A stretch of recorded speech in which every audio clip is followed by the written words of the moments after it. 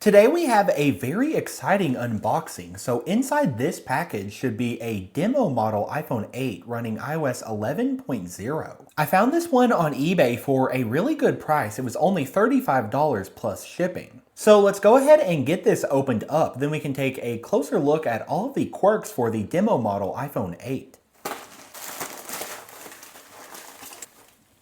And there we go. Yeah, as you can see, this is definitely an iPhone 8 where it has the glass back panel. This one is in the space gray color and it does appear to have a moderate amount of wear with scratches and different things across the device. But definitely not looking bad at all. The device is missing the SIM card tray. But let's get this powered up to see if we actually have the demo iOS 11.0 software. I am really hoping and praying the seller didn't erase this device before sending it out to me.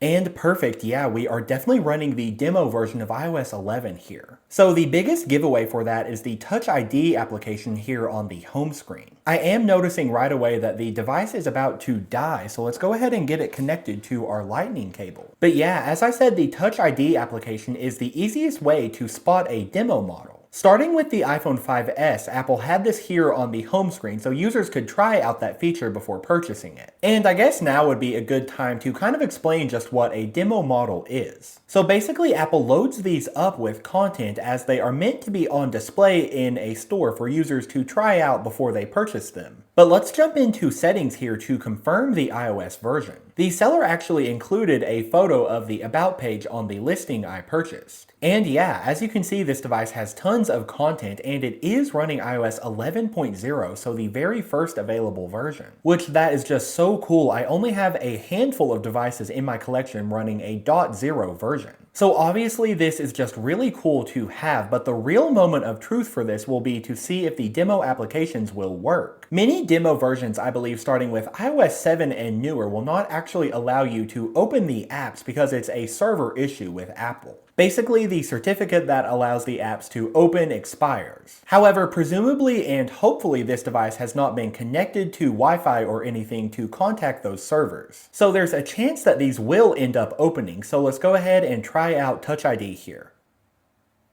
And okay, sadly it's looking like the app is crashing immediately. That does mean that the certificate is likely expired. That's been the case with all of my demo devices except for one, which is my iPhone 4S running iOS 5.0. On that one, I am able to get the demo apps to open, but that's because I'm able to change the date on that one back in time. And basically you can fool that older version to thinking it really is back in the time when the demo would have been needed. Sadly, that trick does not work on the newer demo versions. But anyway, I'm going to give this device some time to charge up, do a little bit more research on it, and then we will take a closer look. Okay, well now that I have spent a little more time with the demo iPhone 8, let's take a closer look at it. So first off, let's just discuss some more quirks about the demo software. And with all demo software versions, there is a screensaver that is supposed to play on the device. There's a shortcut to access it here in the second page of the extras folder. But unfortunately, this is something else that does not work due to that expired certificate. The screensaver is basically just like an iPhone commercial type video that plays over and over. And that screensaver does try to play if you leave the device alone for a few seconds. I've noticed it really tends to do it if you leave the device on the lock screen.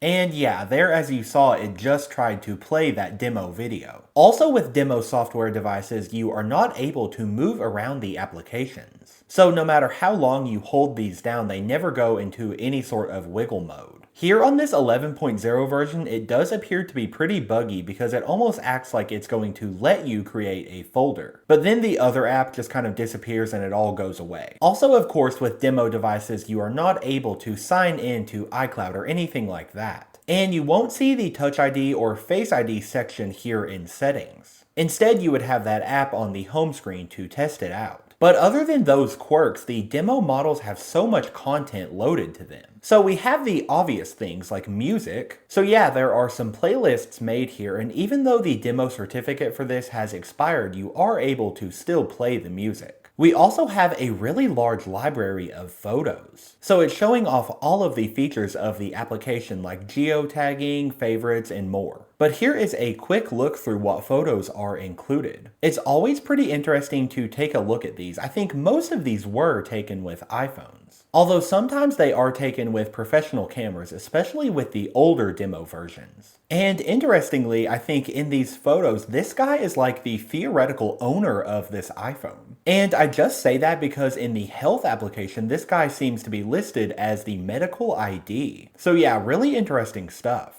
Aside from the photos, we do have some videos in the TV app. So a couple clips of TV episodes, as well as some clips from movies. We have quite a bit of notes, and these are very detailed. They were making sure to show off again all of the features of the application. So we have a drawing inserted here. Theoretically, this was done on an iPad, but I am noticing something really interesting here. So I think this iPhone must have truly been on display as a demo model, because I see something here in the notes with a date that sticks out in February of 2019. So I believe these two users are saying to add them on Snapchat. This is honestly really funny to see. This was definitely just two people that probably strolled up to this iPhone on display and felt the need to write this in the notes. And while we're on that topic, there was something else like that I noticed. In the messages application here, there are actually no messages aside from this one. So this is to Charlie D'Amelio, the popular TikToker, written in January of 2020. So again, this was definitely just someone that came up to this device on display in a store and typed this in. And as weird as it is, I think this is pretty cool to have because it means that this truly was on display as a demo. And that's just not the case with the other demo devices I have. They don't have any signs of people actually using them as a demo. Speaking of signs that this iPhone has been used, I checked the battery health and it was reported at 77% with 898 cycles. So that was another really surprising discovery about this. And there is some more content to go through here. So there are some events on the calendar. Basically here it shows that there is like an event every day. Also, they do have the Home app set up. So this is really interesting to take a look at, these smart home accessories. It's looking like you kind of 3D touch on these and you can change them. This is actually really cool for me because I've never even connected a smart home accessory to an iPhone before. It looks like there are tons of controls in here. Like opening and closing these blinds, that is really fancy. And here is the other status screen on this app.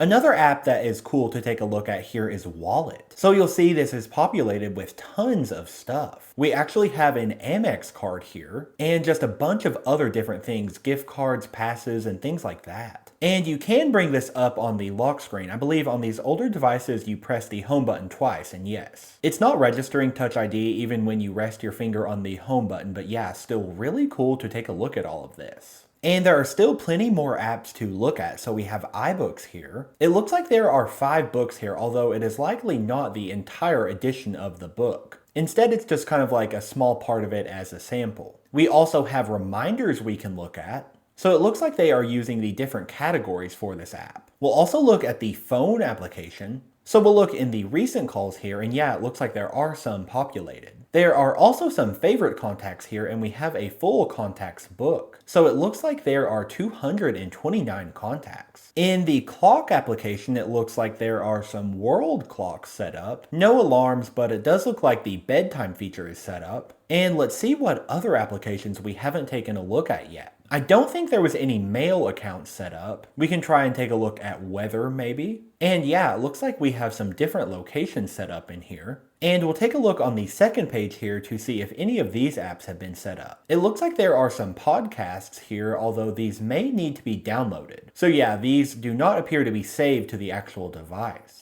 Next up, we will take a look at the Apple Watch application. And okay, sadly it does not appear to have an Apple Watch paired. I wasn't sure if it maybe had one like theoretically fake paired to this. This splash screen is pretty interesting to take a look at. I believe this is depicting the Apple Watch Series 3. We are able to look at the face gallery though. And I do remember how some of these looked on the older Apple Watches. We'll also take a look at files here to see if anything is in there, and no, it's looking like this is pretty blank. Actually, just kidding, it is showing one item for keynotes, numbers, and pages. However, when I click on them, because the certificate has expired, the application crashes. And we can take a look here in extras. So we have the compass. This appears to be working well. We also have the tips application. This one is not working without being connected to Wi-Fi. Also voice memos, which surprisingly there is nothing included in this. The contacts, as I said, there were around 200 of these. And by the way, these are all very populated with photos and even addresses. But I believe that largely covers the demo portion of this iPhone.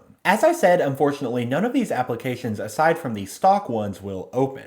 So that is definitely a bummer, but maybe sometime in the future I will be able to source a certificate that will allow me to open these. I've heard of a few other users in the community that can make that happen, so it is definitely in the realm of possibility. There were a few quirks I wanted to mention that I believe are just bugs exclusive to this early version of iOS 11. And here is one of those. Basically, if the device times out and tries to do the screensaver, you have it in landscape mode and you try to lock it. When you wake it back up, the lock screen will be in landscape mode. So yeah, this is really strange to see. It's almost kind of like an iPad interface. I think this would also happen like if you were playing a video in landscape mode, but it's just interesting to see here come up kind of on its own. Also, I noticed that the 3D touch functionality on the edge of the screen does not work. So bringing in my regular iPhone 8 running iOS 11 here, you can see that if I apply force on the edge of the screen, it will bring up your past used applications. That is just not working on the demo model,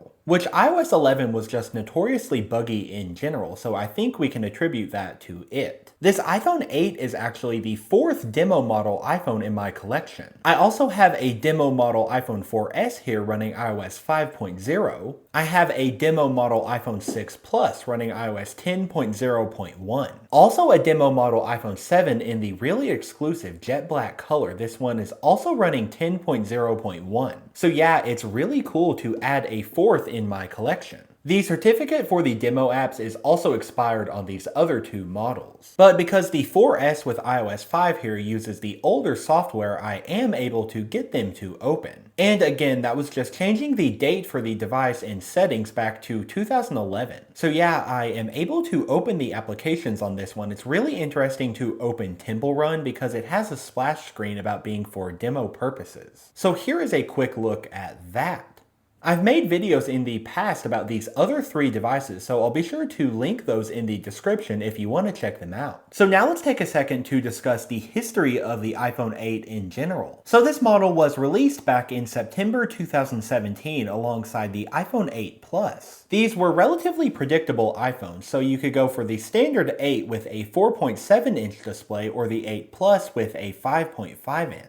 This was a form factor we had been used to since the 2014 iPhone 6 and 6 Plus. But as you may know, the real star of the show for 2017 was the all-new iPhone 10. This one really changed up the design by removing the home button, and of course switching to the really futuristic gesture-based navigation system, also ditching the Touch ID feature in favor of Face ID amongst many other differences. The iPhone 10 wasn't available until November of 2017 though, while the iPhone 8 models were available in the normal September timeframe. One feature that was available across all of these models was a glass back panel that allowed for Qi wireless charging. So that was really nice to finally have on the iPhone. You could get your iPhone 8 in gold, silver, or space gray. And these got a bump in the base storage capacity from 32 to 64 gigabytes. The 8 started at a price of $699 and the 8 Plus was $799. So that was in huge contrast to the iPhone 10, which just brought in the $1,000 price point at $999. For many people, the iPhone 8 models were much more compelling than the 10, just because they carried the more traditional design and came in at cheaper price points. These were quoted to have 25% louder speakers compared to the iPhone 7 models. That was pretty cool because the iPhone 7 had just brought stereo speakers, which was a great improvement over what we had before. And inside the iPhone 8 as well as the iPhone 10 models were powered by the A11 Bionic chip. That was a 6-core processor with 2 efficiency and 4 performance cores, which is still the setup we see in the newest iPhones today. This replaced the A10 Fusion chip in the iPhone 7. This was a 4-core setup with 2 efficiency and 2 performance cores. The chip setup on the iPhone 7 though could only use 2 cores at once, while the A11 Bionic devices could use all 6 cores at once. It also included the first Apple-designed GPU, which was 30% faster than what was in the A10. The standard iPhone 8 here had 2 GB of RAM, but the 8 Plus as well as the iPhone 10 had 3. Also, the display here now included True Tone technology, so that would just adapt to the ambient lighting conditions in your space. And of course, the display still included the pressure-sensitive 3D Touch technology that launched back on the 2015 iPhone 6s. So this was 1 year before Apple started phasing that out on the 2018 iPhone XR. The camera for the iPhone 8 was still 12 megapixels, but it could now let in 83% more light. And it could record 4K video at 60 frames per second now instead of only 30. The standard iPhone 8 here only had the 1 camera sensor, while the 8 Plus and the 10 had the extra telephoto lens, enabling the portrait mode feature. The iPhone 8 models got discounted in 2018 and 2019 until they were replaced in early 2020 with the second generation iPhone SE. The Plus model went away at that time, but the second generation SE as well as the future third generation shared this same iPhone 8 design. And now let's take a second to talk about the history of iOS 11. So this version brought quite a number of visual differences compared to iOS 10. There were some new application icons, so most notably the Maps, App Store, and iTunes Store here were different from what we had before.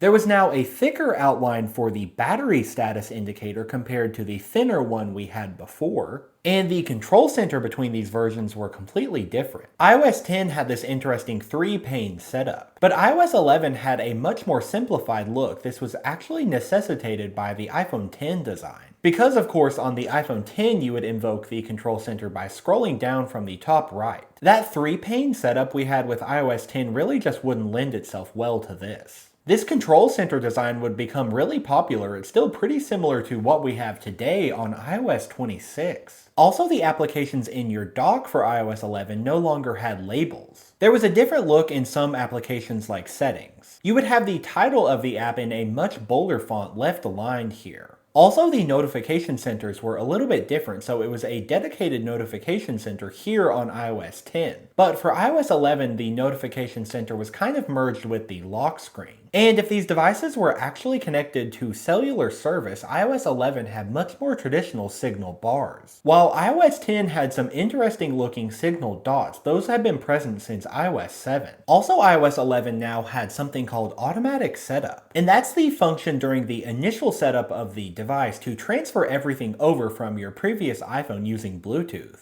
Let's take a look at the default wallpapers for iOS 11. So this one had quite a few unique options as it was the 10th anniversary version. Especially here in the stills category, we got the globe image that was synonymous with the original iPhone. We had this green wave. This was the default for iOS 11. We also had the default for iOS 10 as well as iOS 9. These 3 options down here were exclusive to the iPhone 8, so this one here that you've seen during the whole video was meant for the space gray model. This one was meant for the gold model, as you can see back here on my gold 8 Plus. And lastly here, this one was meant for the silver. Later versions of iOS 11 got a 4th option that was meant for the product red model. That product red option was added to the lineup in spring of 2018. But as far as these other choices, we had some interesting gradient images with some flowers. There were also these rainbow images down here that were a throwback to one of the older Apple logos. And for the other categories, we had the dynamic wallpapers carried over from iOS 7.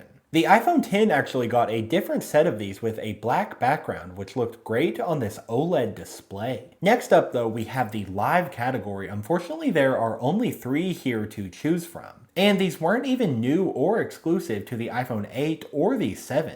Instead, these launched back on the iPhone 6s in 2015. This is another area where the iPhone 10 really takes the cake. In addition to those 3, we had some interesting abstract live wallpapers. So it's so cool to see how the colors move on these. And for the second row, I believe these were added in iOS 11.2, but these just look so cool. I think with this selection, the iPhone 10 really wins for having the best live wallpapers ever. But yeah, that pretty much concludes my look at this demo model iPhone 8 running iOS 11.0. I'm really surprised to have found this. It seems like this iPhone has a pretty cool story of actually being on display as a demo. Be sure to get subscribed for more of these. I am always keeping my eye out for demo models. Thank you guys so much for watching, and I'll see you in the next one.